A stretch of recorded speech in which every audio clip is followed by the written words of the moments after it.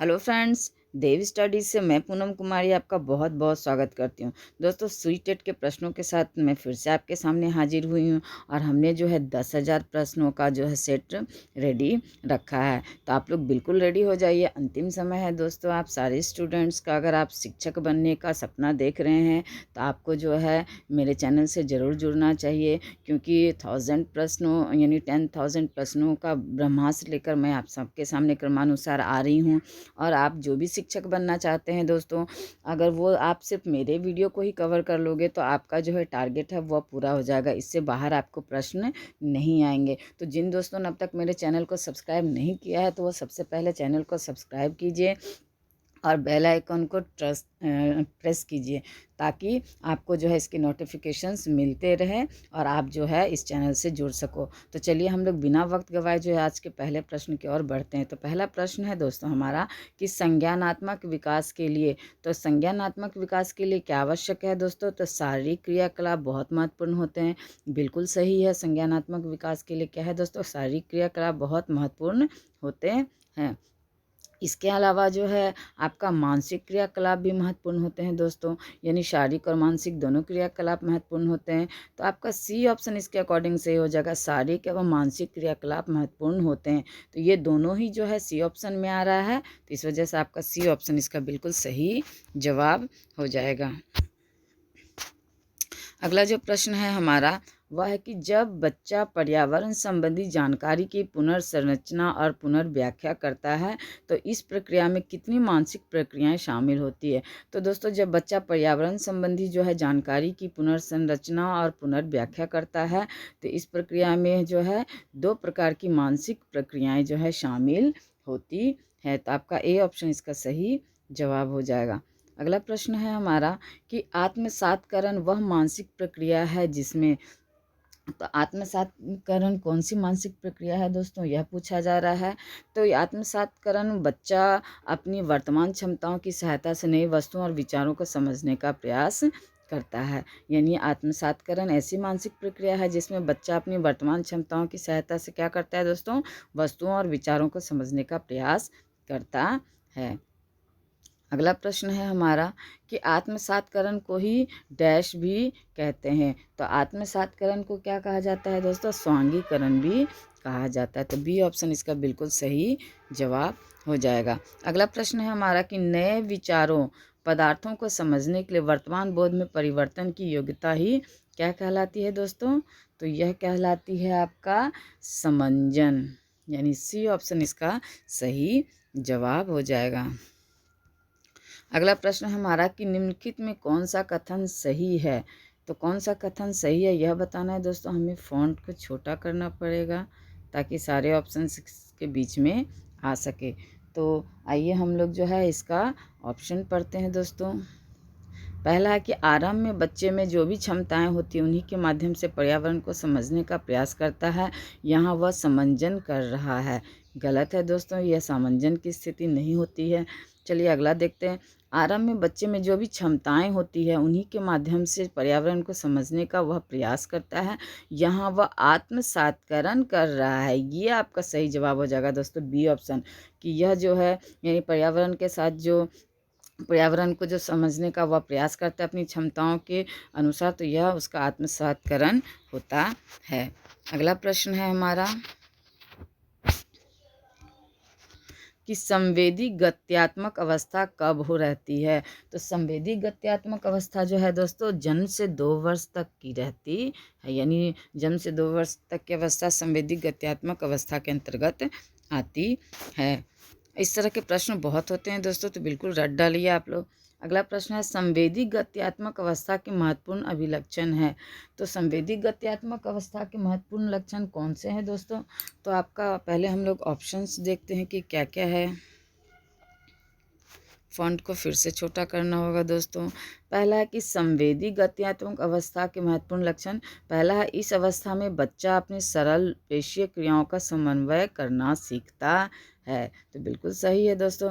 बच्चा अपनी शारीरिक क्रियाओं का समायोजन पर्यावरण से मिलने वाले प्रत्यक्षिक संकेतों के साथ करने की क्षमता प्राप्त करता है।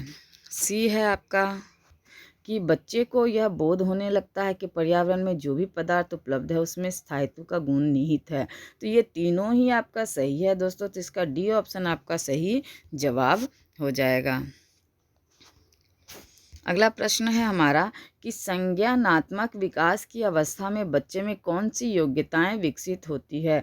तो दोस्तों संज्ञानात्मक विकास की अवस्था में बच्चे में कौन सी अवस्था विकसित होती है, तो आपका अवधानकीय अवस्था विकसित होती है, प्रत्याक्षण की अवस्था, स्मृति की अवस्था, चिंतन की अवस्था एवं समस्या समाधान की अवस्थाएं जो है ये सब योग्यताएं संज्ञानात्मक विकास की अवस्था में बच्चे में विकसित होती है। अगला प्रश्न है हमारा कि पूर्व संक्रियात्मक बच्चा अपने आसपास के वातावरण और वास्तविकता के संबंध में अपने प्रत्यक्षण के आधार पर ही सोचता है। तो यह कथन है, तो यह कथन कैसा है दोस्तों, तो पूर्णतः सत्य कथन है यह, कि पूर्व संक्रियात्मक बच्चा क्या करता है, अपने आसपास के वातावरण को वास्तविकता के संबंध में क्या करता है, प्रत्यक्षण के आधार पर ही सोचता है। अगला प्रश्न है हमारा कि बच्चे में विभिन्न योग्यताओं यथा संरक्षण योग्यता, वर्गीकरण योग्यता, क्रमबंधन योग्यता, वह वर्गीकरण योग्यता इत्यादि का विकास होता है। तो यह कौन सी अवस्था कहलाती है, यानी किस अवस्था में इसका विकास होता है दोस्तों, तो पूर्व संक्रियात्मक अवस्था में इन सारी चीज़ों का बच्चा में क्या होता है, विकास होता है।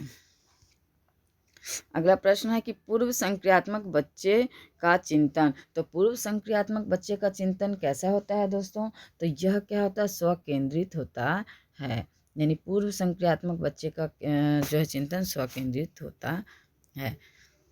अगला प्रश्न है हमारा कि सही विकल्प को चुनना है दोस्तों। तो सही विकल्प में देखते हैं क्या होता है, कौन कौन से ऑप्शंस दिए हुए हैं। तो पहला है कि 3 वर्ष की अवस्था के बाद बच्चा असाधारण तेजी से भाषा सीखने लगता है। तो गलत है दोस्तों, इसका सही होगा कि 2 वर्ष की अवस्था के बाद ही क्या होता है, बच्चा असाधारण तरीके से भाषा सीखने लगता है। यानी बच्चा जब 2 वर्ष का होता है तो वह भाषा असाधारण तरीके से यानी स्पीडली सीखने लगता है।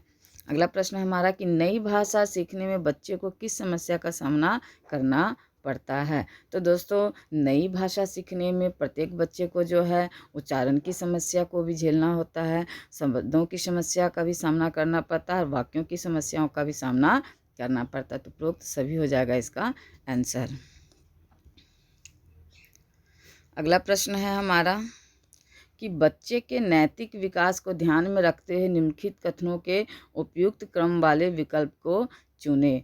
तो उपयुक्त क्रम वाले को चुनना है दोस्तों, यानी कथन को चुनना है कि कौन सा पहले नंबर पे होगा, कौन सा दूसरे नंबर पे होगा और कौन से तीसरे नंबर पे। तो हम लोग फ़ॉन्ट को छोटा कर लिए, आइए ऑप्शंस पढ़ते हैं। तो बच्चे प्राथमिकता के प्रति आदर भाव विकसित करते हैं, या बच्चे पुरस्कार प्राप्ति के लिए बच्चा सामाजिक अपेक्षाओं का पालन करता है, बच्चा नैतिकता के उल्लंघन से संबंधित विशिष्ट परिस्थिति को ध्यान में रखने लगता है, या बिना किसी तर्क अथवा निर्णय के नियमों का वह स्वतः पालन बच्चे के व्यवहार की विशेषता होती है। तो दोस्तों ये 1 नंबर हो जाएगा आपका, 2 नंबर हो जाएगा, 1 नंबर, और ये 3 और ये 4 हो जाएगा। तो इसको आप डीपली मंथन कीजिए, आपको समझ में आ जाएगा। अगला प्रश्न है हमारा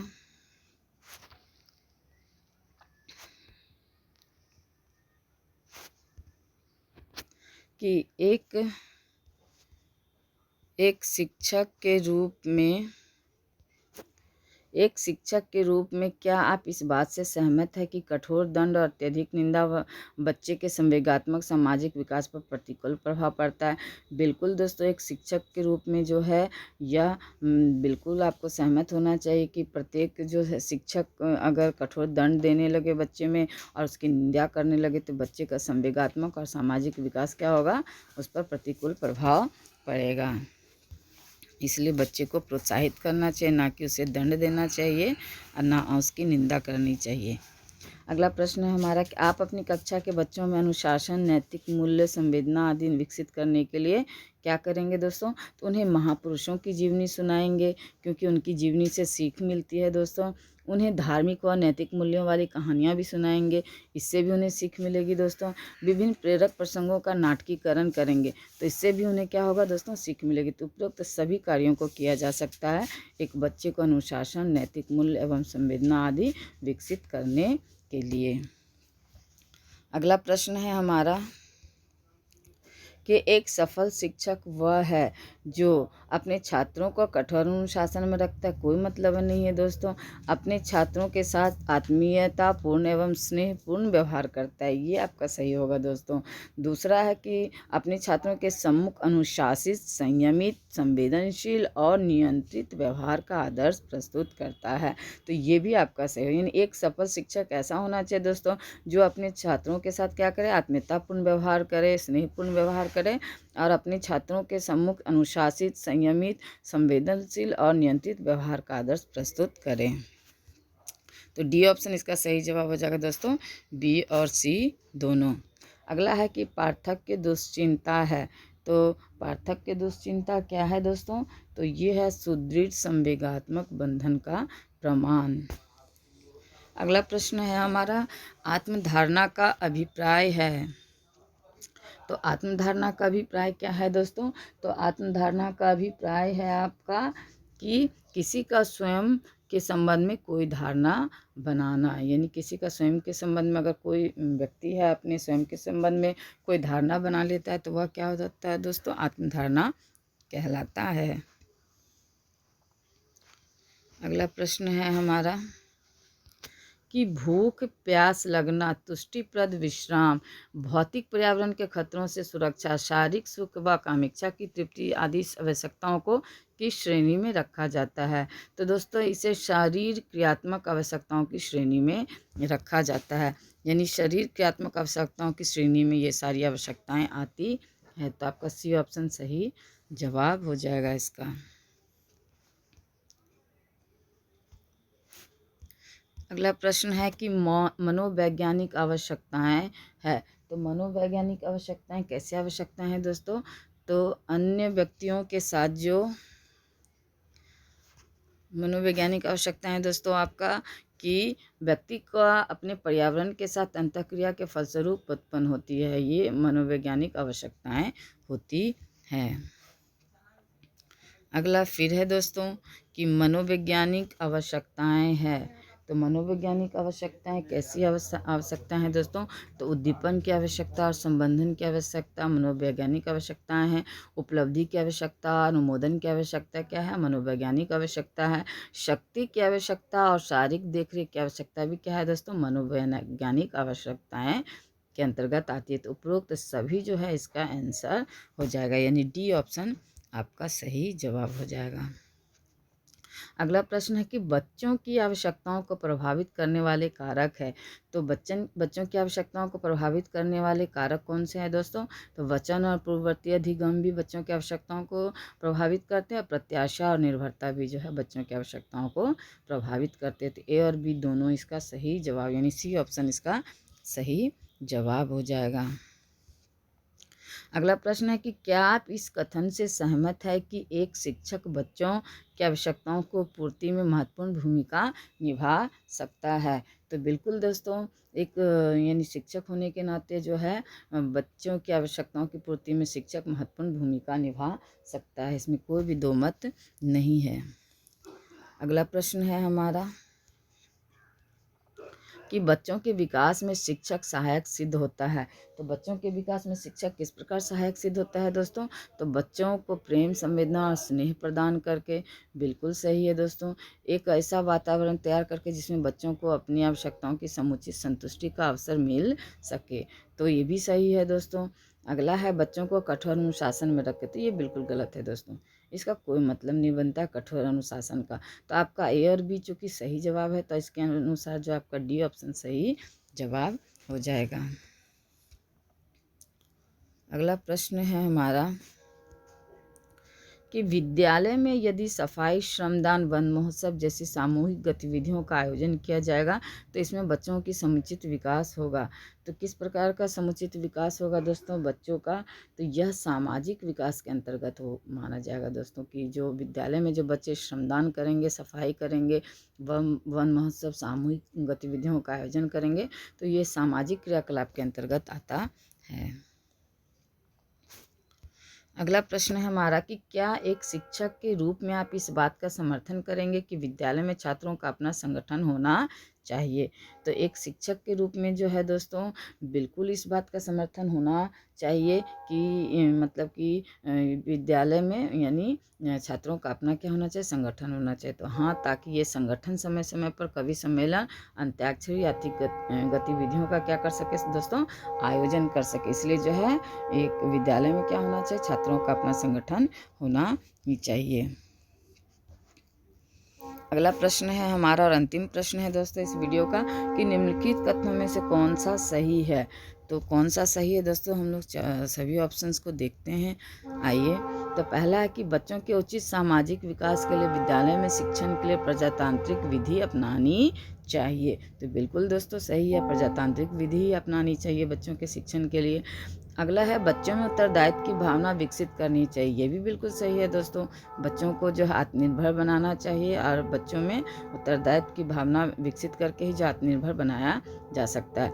तीसरा है बच्चों में मैत्री भाव और सहकारिता के गुणों को प्रोत्साहित करना चाहिए। ये तो और भी ज़्यादा इम्पोर्टेंट है दोस्तों। तो ये तीनों ही चीज़ आवश्यक है बच्चों में। तो इसका सही जवाब हो जाएगा उपरोक्त सभी, यानी डी ऑप्शन इसका सही जवाब हो जाएगा। तो कैसे लगे दोस्तों प्रश्न? अगर अच्छे लगे तो वीडियो को लाइक कीजिए। जो दोस्त आपके सीटेट की तैयारी कर रहे हैं उनको ये वीडियो शेयर भी कीजिए, ताकि वह भी इसका लाभ निःशुल्क उठा पाए। और अब तक अगर चैनल को सब्सक्राइब नहीं किए हैं तो चैनल को सब्सक्राइब तो ज़रूर ही कीजिए। चलिए, धन्यवाद दोस्तों।